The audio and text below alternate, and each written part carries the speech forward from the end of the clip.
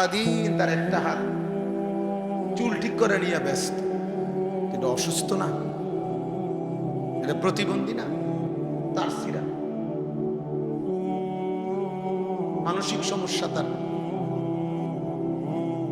পৃথিবীর কেউ বেটা, কম করে বলি বেটা, গোটা পৃথিবীর কেউ কোনোদিন কোনো বেঈমানে কোনোদিন বলে নাই যে পুরুষের মাথার চুলের মধ্যে সৌন্দর্যের কিছু আছে আলাদা, বা এটা নিয়ে আলাদা সৌন্দর্যের কোনো পেরেশানি পৃথিবীতে নেই। কোনো পাগলও বলে না, কোনো বেঈমানে বলে।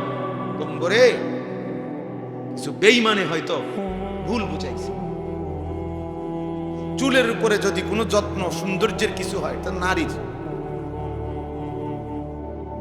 নারীর সৌন্দর্য চুলের মধ্যে। পুরুষ চুল নিয়ে ব্যস্ত থাকবে, এটা এক ধরনের মেয়েলি স্বভাব।